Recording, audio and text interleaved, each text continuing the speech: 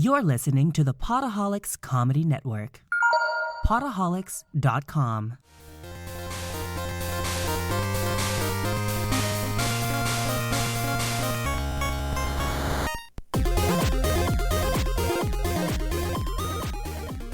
Welcome to Codex, a history of video games. I am Mike Coletta.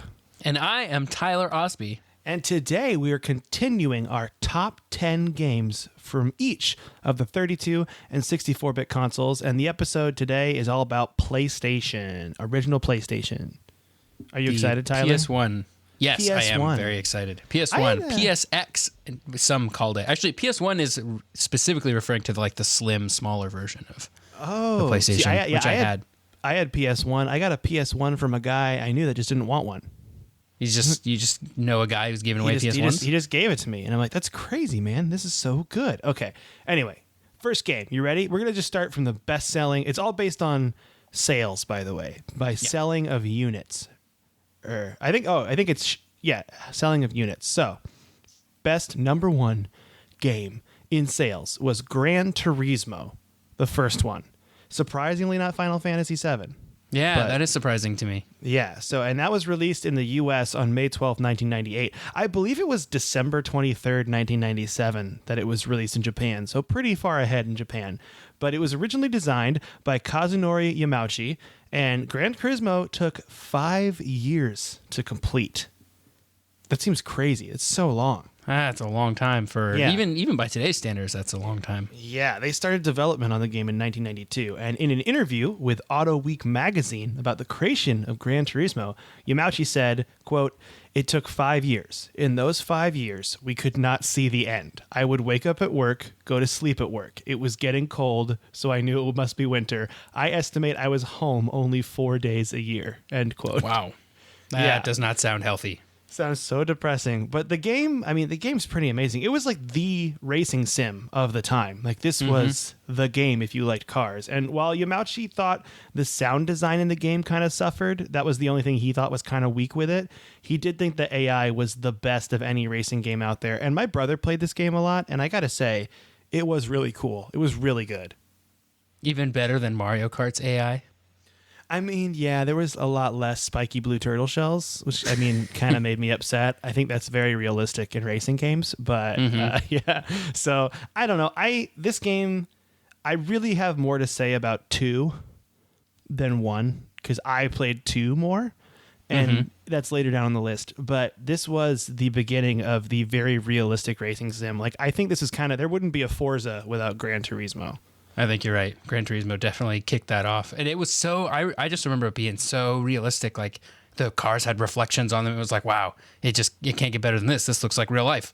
Oh, yeah. It looks so good at the time. It looked so good. And also it had a really cool soundtrack. Like Gran Turismo 2's had cool. They always had like real songs on the game that you could listen to. And I loved it. It was great. So that was like the cool thing about PlayStation games was they could have those cool licensed soundtracks. I remember playing...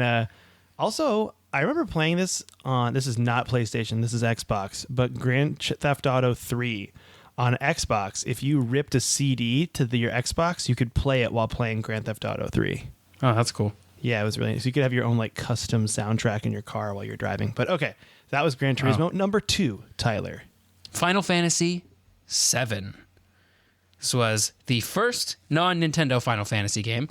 This came out also in January of 1997, and it sold 9.72 million units. So it was the first non-Nintendo Final Fantasy. It was it was on 3 discs, which was pretty cool at the time. I don't know if it was the first multi-disc game, but it definitely was on 3 discs, which was pretty sweet at the time. The development budget was $40 million, which was gigantic in 1997 in a time where games took like 20 people to make. Maybe they had around 100 to 150 people working on this game, which is absolutely bonkers.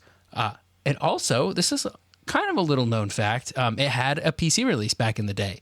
Wow. It's on Steam now, like all the other Final Fantasies are, of course, but even back in the day, this one had a PC release, which was kind of cool. So Final Fantasy VII, for those not in the know, was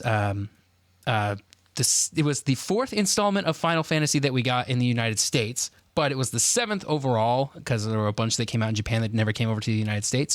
When they were on Nintendo consoles, they opted to name them in order of like when they were in the country. So like there were 1, 2, and 3 in the US, which were not the same 1, 2, and 3 in Japan.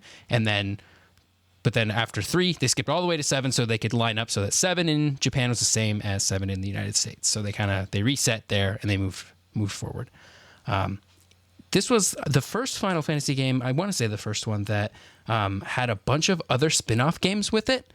So there was like Crisis Core on the PSP, which was kind of a prequel and a really good game also, if you haven't played it. Dirge of Cerberus, which was kind of a sequel. It took place afterwards, but it focused on one of the characters, one of the optional characters actually in Final Fantasy VII. It was not a great game, so if you missed it, don't feel bad about that. It was like a third-person shooter with some RPG ideas. It was like a neat idea, but it just wasn't very good. And then it had like a couple of mobile spin-offs in Japan as well. So there's this whole like grouping of Final Fantasy VII games known as the compilation of Final Fantasy VII. And so that also includes the movie Advent Children, and that's it. I think that's all the things in the compilation of Final Fantasy VII. Big fan. One of the cool things about this game was instead of using sprites and like sort of pixely graphics from the older Super Nintendo games, they did this thing where they took the 3D models of the characters and on the overworld, they put them over a pre-rendered backdrop. So they would make this backdrop like on a computer or something, and it was so the camera angle was fixed the whole time, and so it had really, really, really good graphics for the time because it had all these pre-rendered graphics, and that's part of what they needed all that disk space for, was to hold all these graphics. Those the super sweet pre-rendered like videos that played like cutscenes, which were pretty neat, pretty novel at the time. The overworld. Like the models they used for the overworld and the models they used in battle were very different, and the overworld models are like just comically awful now. Like this is like some truly bad. Like the hands on every single person is just a cube. They look like hooves, and that's not even an exaggeration. They actually look like hooves. People hooves, yeah. The models that they use in the battle scenes, though, look great. They look like really high-quality PlayStation level graphics. Like, I don't know what they were doing, especially because, we'll get to it later, but Final Fantasy VIII would not look nearly as bad as Final Fantasy VII.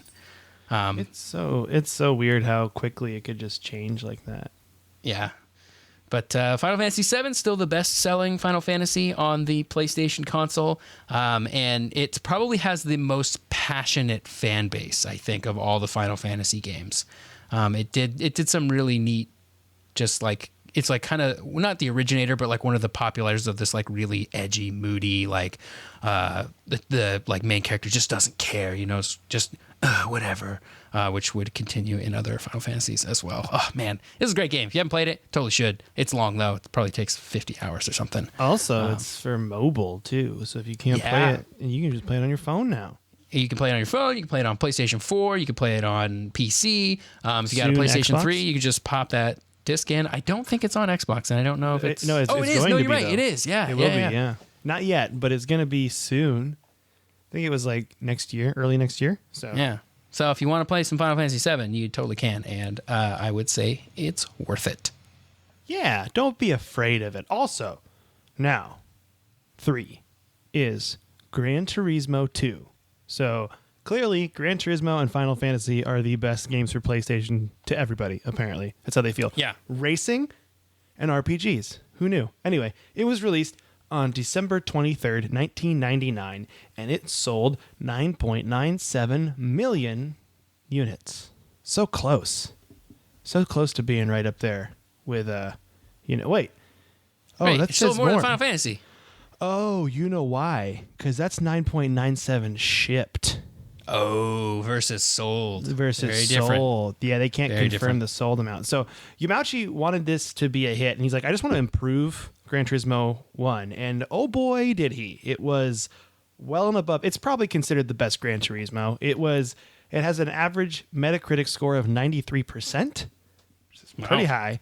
And it became a greatest hits game on PlayStation. Had that green greatest hits on the left of it, you know how they did it. Yeah, It was really, really popular. So the game was super hyped when it came out, and it got a lot of attention, and it was very good, but it did have some pretty annoying glitches. For example, you could not attain higher than a maximum completion percentage of 98.2%, which is very annoying to some people, you know? The other glitch was that no matter what, even if a player saved the game, cars could just disappear from your garage. And there's no reason why. And it just happened. And people were extremely upset about that.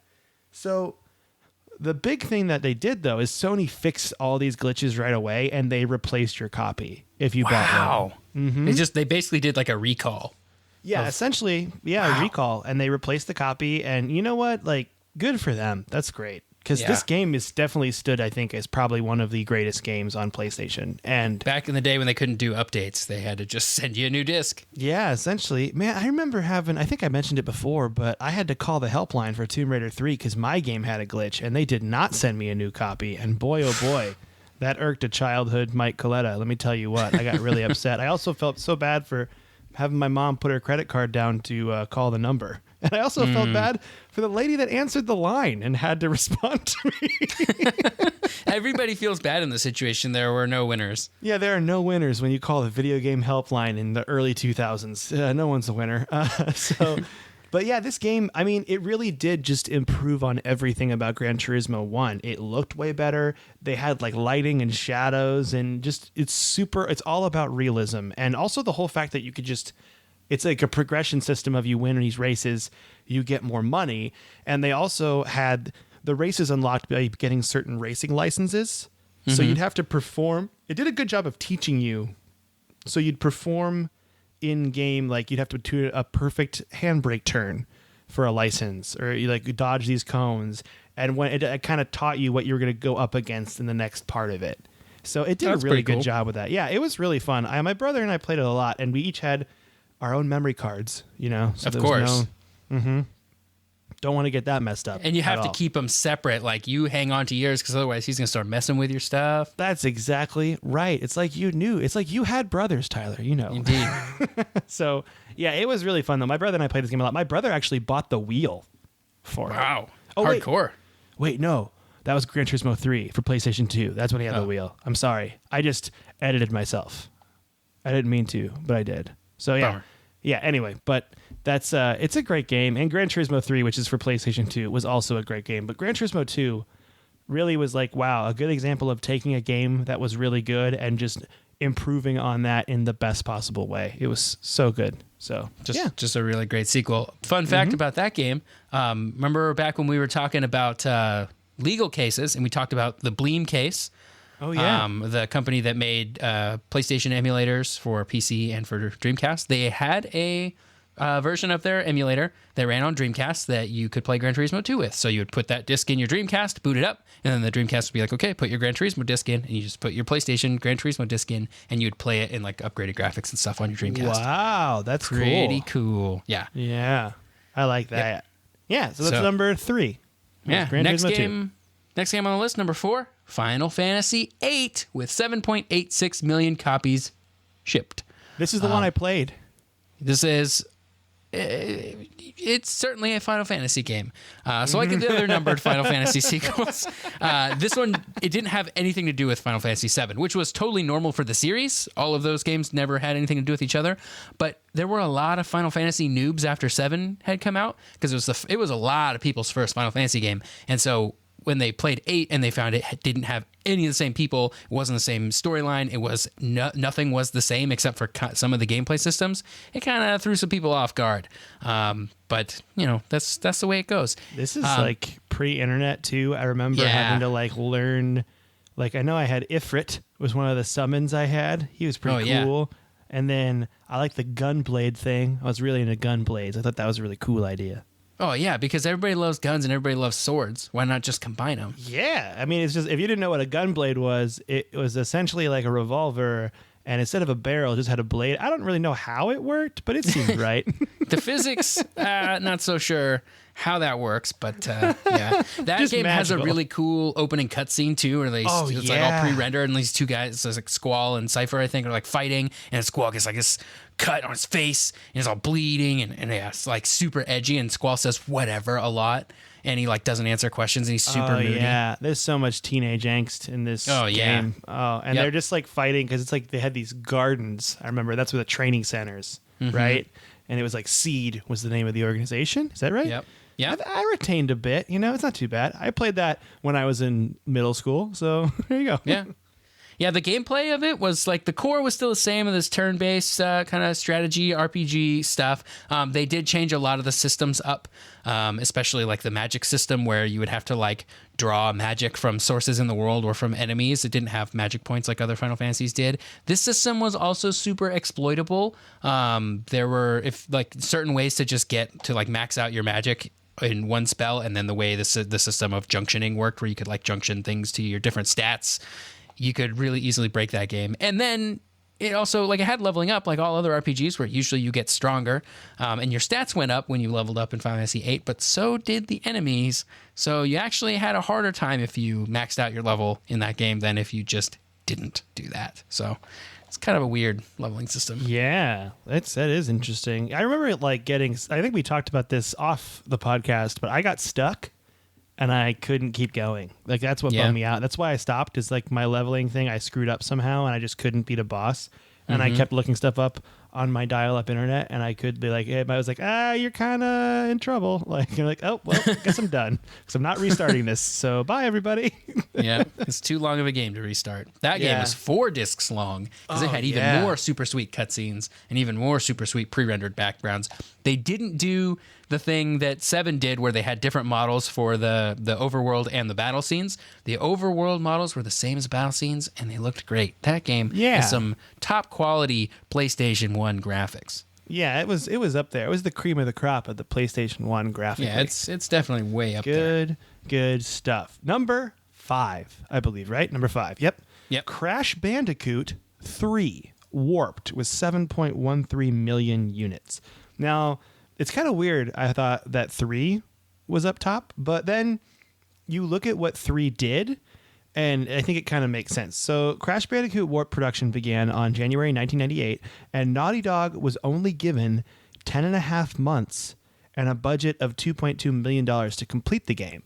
And you're like, whoa, how are they going to do that? Seems pretty small. But the reason they were able to do that is most of the game was run on Crash Bandicoot 2's engine, but they made 3 brand new engines for the game for only 3 levels. So each level had their own engine, and it was the jet ski level, the motorcycle level, and the airplane level, because they wanted to have those run like a good, like the motorcycle level ran like a driving sim. Like, it was actually really good.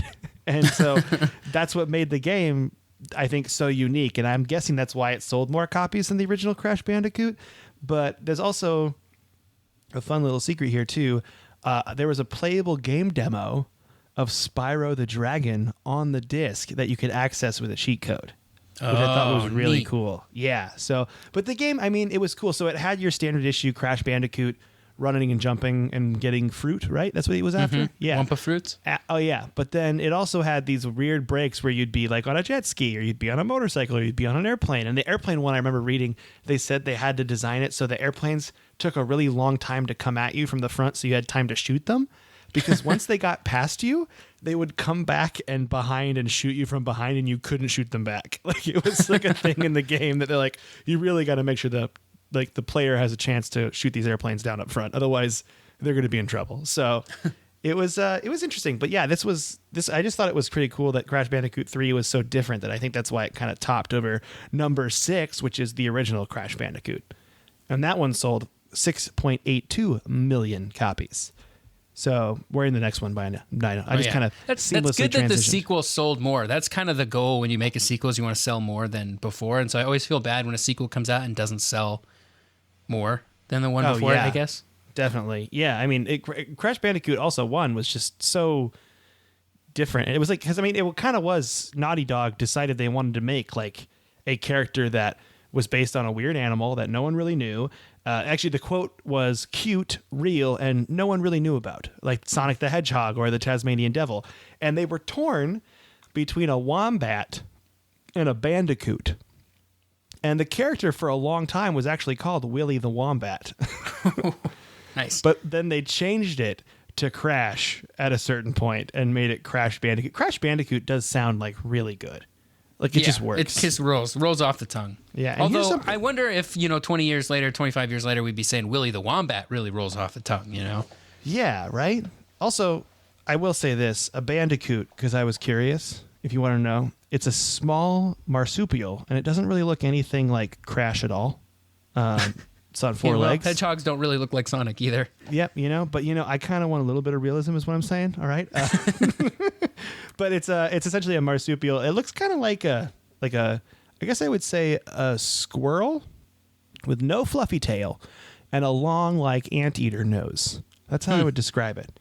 Yeah, but I was just blown away that a bandicoot was real. I didn't know that was a real animal until I looked up this game. So hey, you learn something new every day. But yeah, I just thought that's pretty much.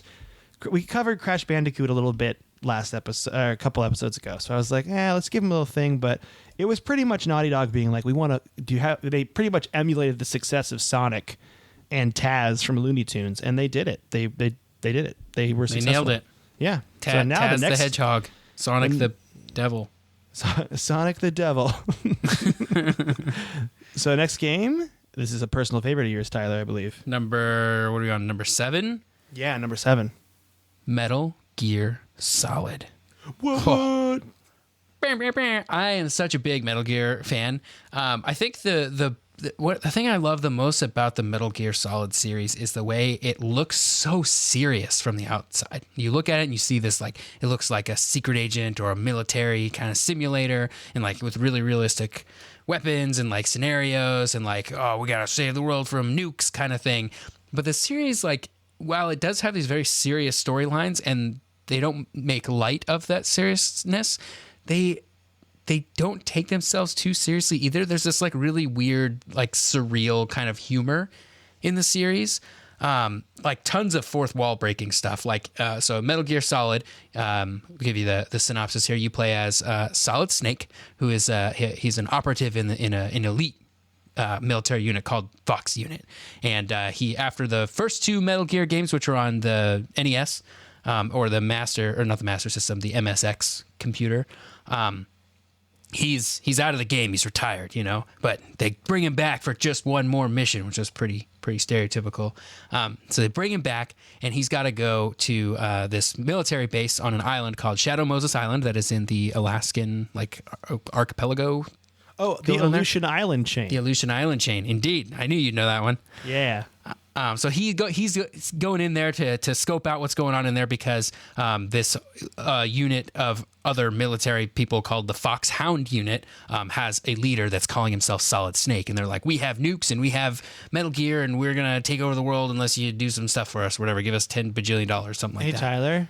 Yeah. What is a Metal Gear in the game, in the context of the game? Or is that a spoilery thing? It's not really a spoilery thing. A Metal Gear is it's a walking bipedal 2 legs 2 feet tank that fires nukes. Whoa. Yeah, so the idea of it is you don't need to have a nuclear silo to launch a nuke. You need to just have a Metal Gear, and then you can launch a nuke from literally anywhere. Oh, that's so scary. Yeah, so the game deals pretty heavily in this anti-nuclear message. The point of the game is very much we should not have nukes. It should not be this easy to launch nukes. That kind of stuff. So it's very anti-war. It's kind of a good irony there of this military simulator kind of thing that is very anti-war and anti-nuclear. But yeah, it's super great. I love the fourth wall breaking. There's some really, so like I said, it's super realistic, but all of the enemies have these really paranormal supernatural powers, and there are things like the psychic guy. He knows what you're going to do before you do it, so you can't block him unless you unplug your controller from port 1 and plug it into port 2, and then he can't read your mind anymore because you've confused him, and so then you can beat him. Yeah, there's some just really, really cool stuff like that. I really, really love that game. And so that's sort of the restart of a franchise that still continues to this day. So you got Metal Gear Solid 2 and 3, which I'm sure will be on a PlayStation list if we ever do this. If they're not, I'm going to talk about them anyway. We got 4 on PlayStation 3, and then 5 was on PC, PS3, PS4, Xbox 360, Xbox One.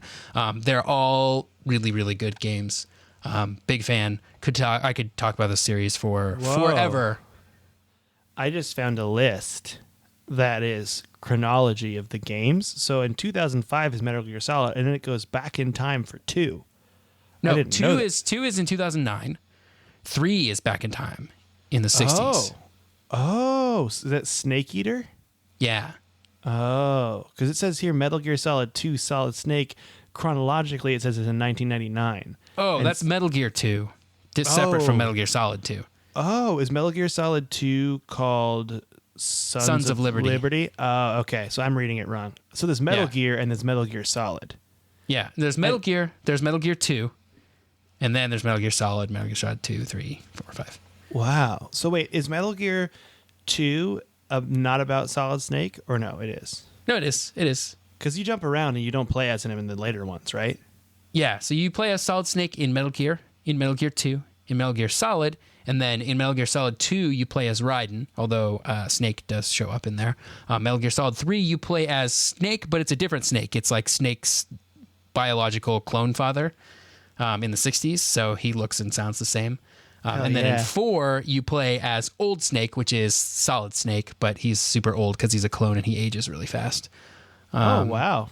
So he's like super old man in Metal Gear Solid 4. Do you ever play as like a young, just at a high school Snake in the series? You know, the world all ahead of him? but you could say that Raiden is probably pretty close to that age. Oh, okay. And then Metal Gear Solid 5, you play as the same Snake from Metal Gear Solid 3. Gosh, there's so many snakes. Yeah. This would be Indiana Jones' Venom Snake least favorite something. game. That's right. Not a fan of snakes. He's not a fan of snakes. That Indiana Jones. All right. Yeah. That's Anyway. great. We should do a whole episode on these. I also need to play these because, darn, they look so good. Big fan. Big fan. Like how I I threw could out talk a about Metal darn. Gear Solid forever, but the other franchise that I could talk about is Final Fantasy. We're back on Final Fantasy here. Final Fantasy 9, 5.30 million copies sold. This is number 8, I want to say now. We didn't number this. We didn't number our list. We so I really don't should know have where we numbered are. our list, Yeah, but you know, we really we're should have. crazy like that. Yep. We got to freestyle. Yeah. So Final Fantasy 9, this is one of the few Final Fantasies I don't have a whole lot of experience with. I played a little bit of it. So I kind of know the systems and stuff, but I don't really know the story or anything like that. What I do love about this Final Fantasy is, Final Fantasy 7 and 8 were still the same kind of core gameplay with minor tweaks, stuff like that. They took place in very different settings. So 7 is this kind of like futuristic steampunk sort of thing going on, and 8 is a sort of similar kind of futuristic. These games could actually be classified more as, you could call them like Final Sci-Fi instead of Final Fantasy. But Final Fantasy 9 goes back to the series roots, and it does a more medieval. There's still a lot of steampunk elements going on there, but it's a bit more. It feels like it takes place in the past rather than in the future, even though it takes place in some, far off, not real setting. So yeah, it's got this classic like throwback vibe. It has a lot of the same systems from older Final Fantasies. All of the characters are locked to their class, and they level up. Like there's not as much character customization as in some other Final Fantasies, although somebody will probably disagree with me on that. This was the last Final Fantasy on the PlayStation. It had 4 discs for holding all those sweet, sweet cutscenes. It definitely had the best looking cutscenes of all the Final Fantasies. And so like a lot of fans would say that while this is not the best selling Final Fantasy on the system, it's definitely the most refined and least experimental of the series. Also, never had a PC release, unlike 7 and 8. Well, I shouldn't say never. It's on PC now. It didn't when it first came out. And it's also on iPhone and is on everything. Same thing as everything else. Those Final Fantasies really know how to show you where to, like, they throw them all out there for you to get now. You know, they're not afraid. Anywhere you want to play a Final Fantasy, you can probably play it. So, yeah. That's good. I did love what little I have played of 9. It's on my list of, like, this is a Final Fantasy that I need to play through. But, yeah, super good. I actually watched my friend play this one for hours. I just now looked at it, and I looked at the cover, and I'm like, oh, I remember that dude on the cover on the right with the weird looking nose. Oh, and yeah. like the weird red hair. He looks like a clown, kind of. Is that like in the on the cover art? Yeah, and then I also remember the big dude in the back, Steiner, I think is his name. So yeah, but I actually remember watching my friend play this quite a bit and being like, hey, this game looks really fun, but you're going to be doing this for hours and hours, and I'm going to go outside for a bit. As a kid, I remember Yeah, you doing can that. really play this one for a long time. Yeah, so, okay, number 9. Tomb Raider 2. with 5.24 million copies. They didn't. This is what's interesting about this. The original creator of Lara Croft, Toby Gard, left. He did not work on this one. Oh, was it like a spat? Was he upset, or was he just like, I'm out? It didn't say. It just said he left, which is really weird because then they have quotes from the rest of the development team of Lara Croft Tomb Raider 1, and they're like, we felt like we couldn't abandon it. Like, we were not finished yet. Like, we did this thing and it's so good, and we felt like there was so much more to tell. And they did have a lot more to tell, because Tomb Raider 2 only had an 8-month development time. Jeez. But part of that was because they had a lot of stuff from the first game they still wanted to use. And the engine was still the same. They just did this thing, they called it the tweak and improve method, where they'd just take out the glitches and the bugs from the first game and they'd fix them and they'd up the graphics a little bit. So it wasn't totally made from scratch, the engine. It was the Lara Croft Tomb Raider 1 engine. But so that helped them save time, and they had some leftover levels they never used that they're like, well, I think we could fit it in a new story. So that helped with the 8-month development time. I just thought it was weird that Toby Gard left. Was like, I designed this character. It's a huge hit. See ya. And he just walks out. Sounds like weird. This one might have been a DLC drop today. Like, you would have released it a little while later, and you would have just been like, here's some DLC, like an expansion, like a little bit more on the story, some gameplay refinements, but like overall still very much the same game. Yeah, and I didn't play 1 or 2. I played 3. I just told you earlier about my experiences with that, but with the phone call. But the big didn't thing go well, apparently. No, it did not go well. Did not get past first level. Glitched out. Still angry. Okay, the epilogue. There's an epilogue in the game in Croft Manor, and that was added at the very last minute. Spoiler alert coming up, because the game ended with a big old dragon battle, and they're like, we thought that would be the end, but it just didn't feel right.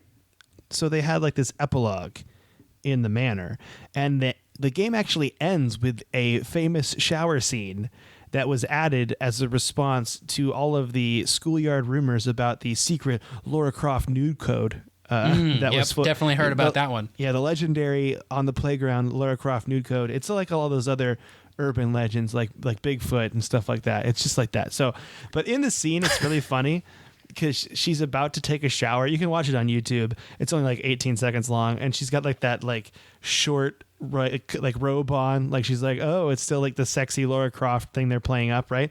And she's about to take off the robe, and then she turns and looks at the camera and says, don't you think you've seen enough? And then she just shoots the camera with a shotgun, which is great. Also, it's great because she has a shotgun in her bathroom that she's just ready to shoot cameras with at all times.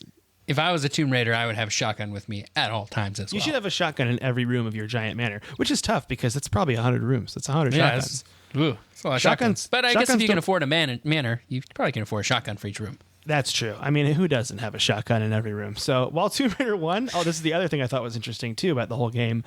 This is the first time we see the Sega Saturn getting poo-pooed.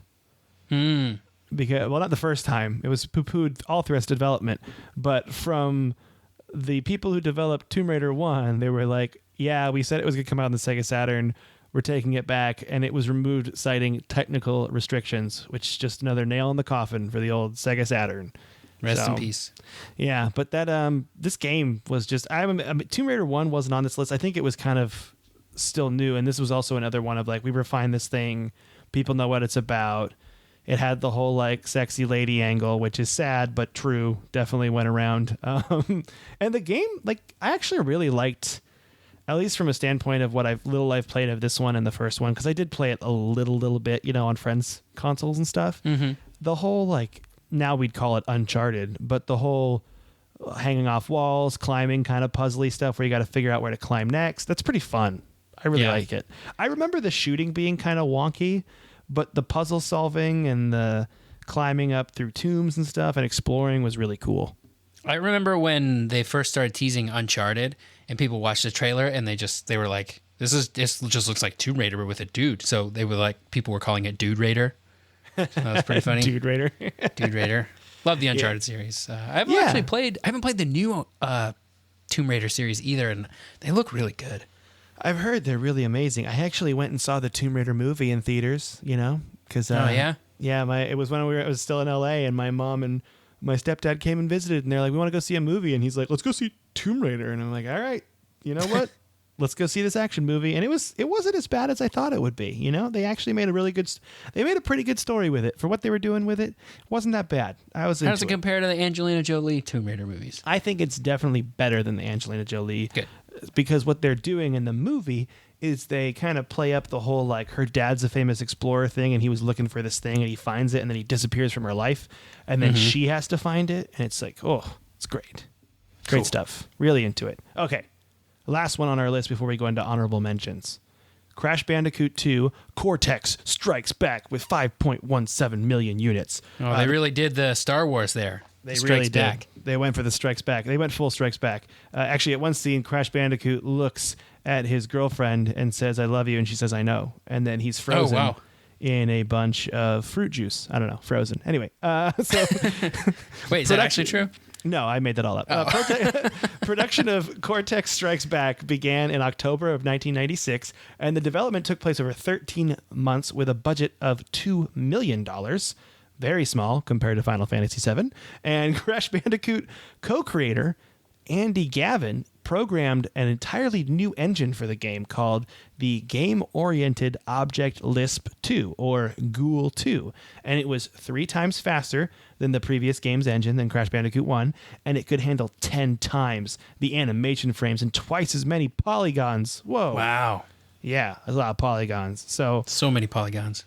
And there was a new character that was thrown in to the game, Coco Bandicoot, who was the sister of Crash Bandicoot, and she was added into the game because Sony executives kind of thought Tawna, who was his original girlfriend in the game, was a little too sexy for the game. They thought it was kind of weird, and they were uncomfortable with it, so they put in Coco Bandicoot as like a counteraction of the whole thing. So, which I thought was good. Actually, wait a second. That's like his little sister, you said?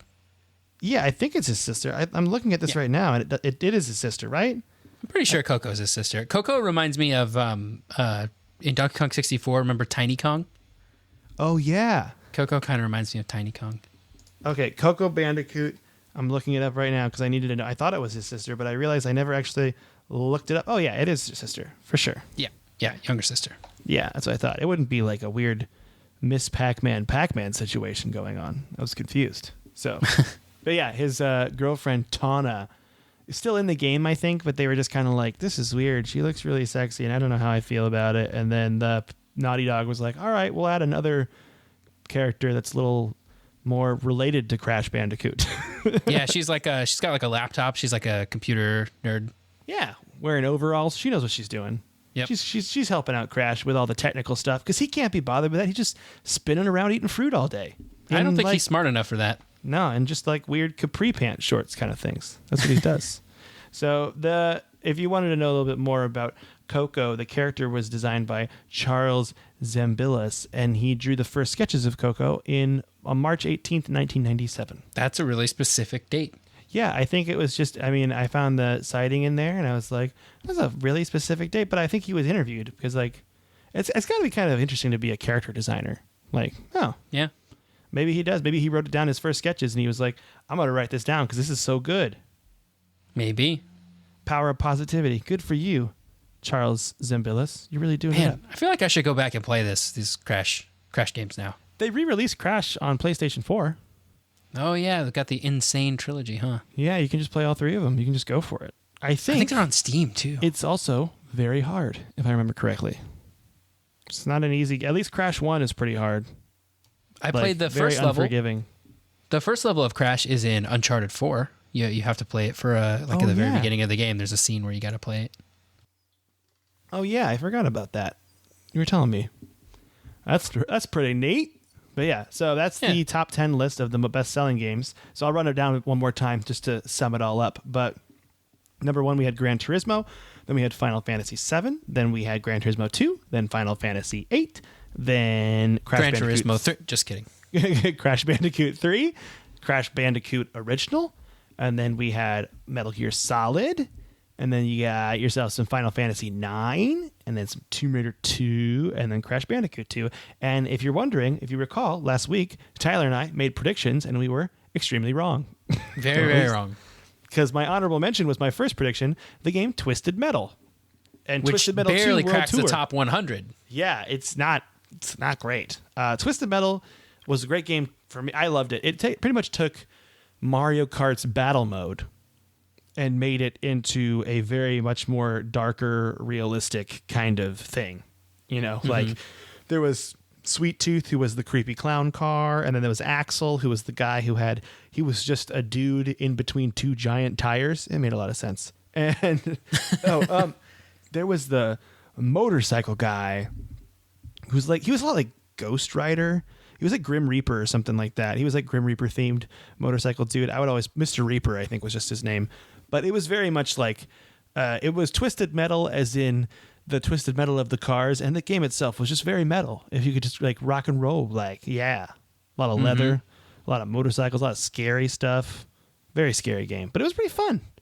I was a big fan of the game. And it was also really fun to play with your friends. It was one of those like split screen kind of fun games. So I remember that with my brother and I. And then the other game my brother and I played was called 3 Extreme. Is that like better than 2 Extreme? Yes, there was a 2 Extreme. So 3 Extreme was rollerblading, bikes, and skateboarding. Wow. And essentially every match was like a downhill race. And it was really cool. And then we found out a secret. My brother and I would use the cheat codes and we'd play as aliens. And that was pretty fun too. So That's pretty cool. But yeah, it was one of those games I think we just play the same thing over and over again all the time. And I don't know if we unlocked anything. It was kind of just the thing you played. That seems like one of those games that you look back and you go, maybe I was only playing a demo. I don't really know. We only play the same level over and over again. There's a very good chance I was playing a demo, but I just wanted like to shout it out. Like a Pizza Hut demo disc? Yeah, I remember those. The Pizza Hut demo discs for the PlayStation. We could do a whole episode on demos in general. Yeah. Because that whole thing changed. I remember getting, like with Xbox Magazine, they'd give you these discs that you'd put it in and it was partially game demos and then partially dev videos.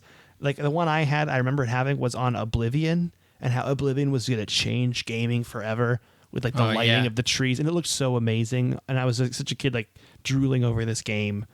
And then, I did love it, but it was just it's cool how the hype machine was so different then without the internet. It was all about magazines and demo discs.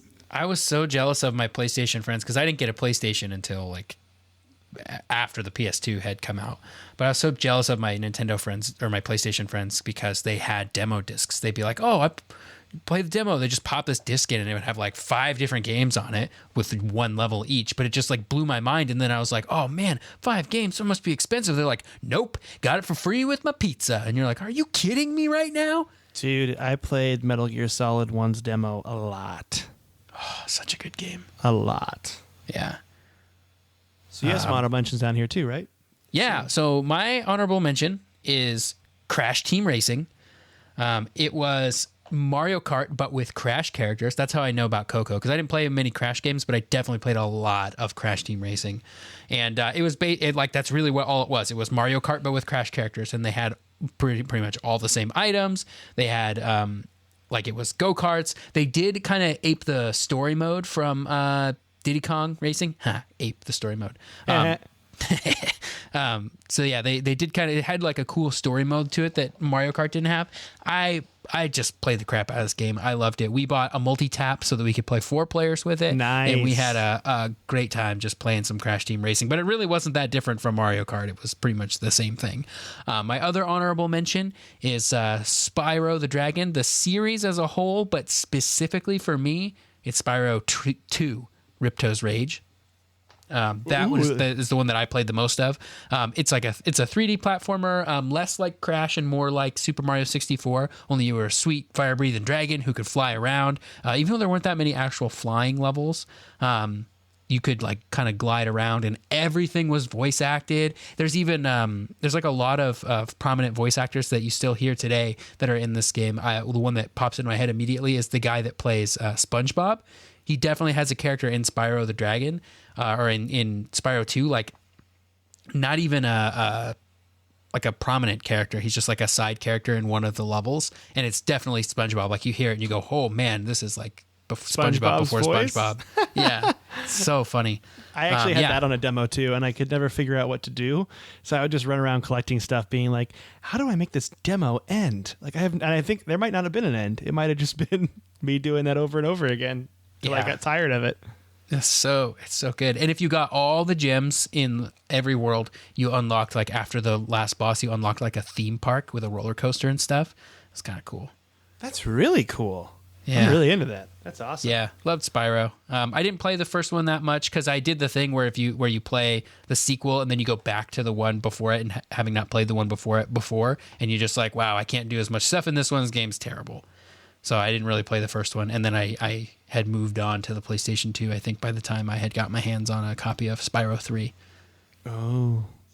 Dude, I wish they're re-releasing that, aren't they, for PlayStation 4? Yeah, it comes out in like a week or two, I think. You gonna all pick three that of them. up? I'm thinking about it. I don't know if I want to pay like $40 for a remastered when I could just play the originals and just play them as I remember them, I guess. Yeah, you don't want to ruin what you had, as a child. But if it goes on sale on Steam, I mean, like, I'm not opposed to picking it up for $10. If it's on PC, I'm gonna get it on PC for sure. Oh yeah. Well, the Crash trilogy is on PC, and it didn't come out till later. So the fact that they haven't said anything about a PC version of Spyro doesn't mean a whole lot. Yeah, because I would love to play it on PC. Okay, well, that's our list of PlayStation games for today. Yep.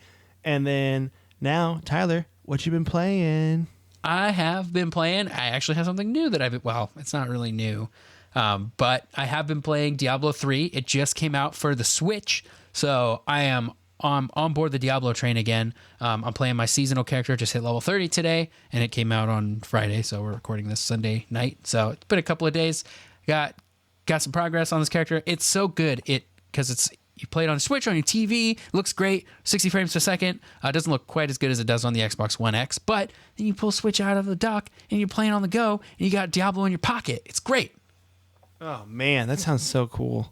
Yeah, I love Diablo. It's just such a good game. It's so good to just kind of zone out and just kill stuff and get loot. So I've been playing that on the couch while Kelly plays Red Dead Redemption. So I'm watching. Ooh. I'm watching my SO play through Red Dead Redemption right now, and she's having a good time, and that's a really good game. We'll probably pick up Red Dead Redemption 2 at some point, either after we finish this one or we just get bored of it and want to move on to the second one. You're in no rush too, but I will say that's the game I've been playing is Red Dead Redemption 2, and I am neckerchief deep in that game, my friend. Yeah. It is so good. Oh, man. Good. And you bet my guy's wearing a neckerchief because you gotta have that fashion forward cowboy. I haven't found one with a bolo tie. There's a lot of outfits, if you didn't know. That game is, for me, I play games about outfits, all right? Because you got to look good while you mindlessly kill other gang members across the Wild West. But it's really great. I was telling you earlier off the podcast that the fact, because I felt like Red Dead Redemption 1, you felt kind of lonely sometimes, and you were running in the range, and you and your horse, and it gave a good feel to it. But this one has kind of that Grand Theft Auto 5, like, we're in this together with all your other gang members. And John Marston, so it's just like he's there as a character that you're just talking to, and you're just like, oh, I know so much about what you're going to do later. It's fun. It's really fun.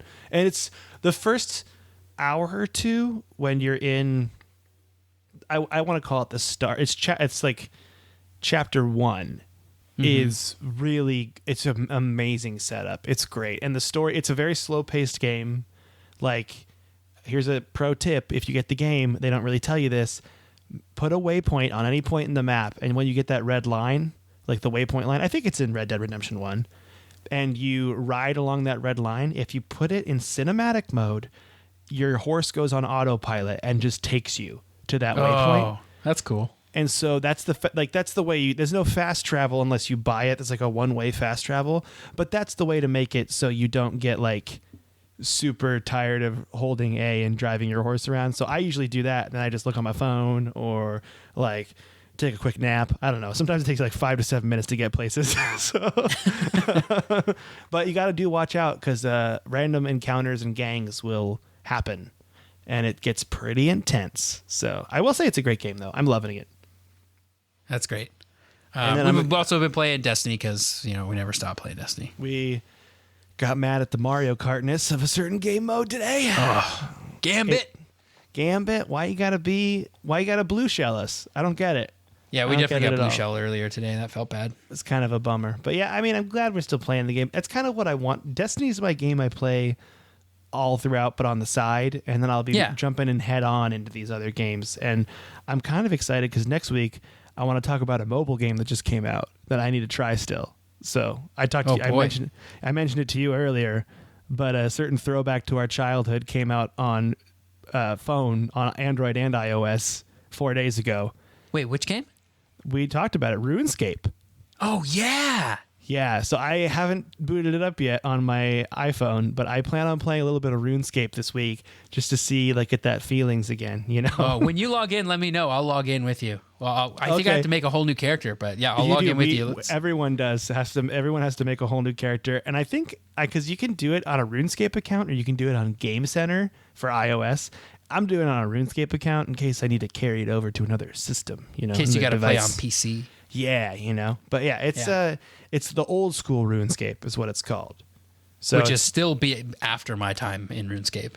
Yeah, I think my time in RuneScape was like 2001, 2002. That's when I was really hitting it hard. You were playing like way back in classic days. That's when I was playing too. Yeah. I remember the idea of the wilderness being so crazy that the PvP area was just this big area north of the map where all the treasure was, and you wanted to work your way to being... Yeah, I never went up there, but you want to work your way to being able to go up there. Or I'd go up to it, and I'd walk like a foot in and be like, no, I can't do it, and I'd walk back. Yeah, or you go in there with your buddies, and then when you get there, because there's no like real party system, I don't know if there is now, but there wasn't at the time, and you could go in with friends, but then they could turn on you. Oh, yeah, it was so Because the scary. deeper you went, the more like... It would let you fight other players if your skill level or your experience level were different. So like one step in, you can only fight people of the same level as you. But then like a little ways in, it starts to go up to 10 levels and then 20 levels. And then by the time you're at the end, it's like anybody can fight anybody. So you need to be powerful if you want to hang. Yeah, you got to pick up all your stuff and you got to run out of there as fast as you can. So that game came out. I'm really excited for it, and I'm going to play it. I haven't downloaded it on my phone, but I will let you know. I'll play with you. Maybe this weekend, and maybe this coming later in the week, we'll play a little bit of it, you know, give it a little go. So yeah, that sounds great. I also plan, I would be at a Spokane Comedy Club this weekend, and they have very good Wi-Fi, and I plan on maybe doing that in between sets, just playing a little RuneScape on my phone, just ignoring people and playing a video game on my phone, like, you know, like 2018. So like we all do. Yeah, but that's it for today. And next week we'll be going into the Sega Saturn collection of top 10 best-selling games, and we're gonna have to get some emulators because I never had a Sega Saturn. Me neither. We're gonna have to try some of these games out. Yeah, I'm pretty excited for it. But with that, as always, you can rate and review and subscribe to us on Apple Podcasts, Stitcher, or Google Play. It means the world to us. It really helps a lot. We had a new rating of 10, but I don't know who placed it, so I don't know who to thank. But if you did that rating, thank you. Thanks. And I love you so much. And also, you can at us on Twitter at SneakerElf with the ELPH for Tyler, at Micoletta for me. And then you can also find us at codexhistorypodcast at gmail.com. And I think that's it for the day. Right, Tyler? That's it. That's I did all we the plugs. I did all the plugs. So anyway, with that, thank you so much for listening, and goodbye, everybody. Bye.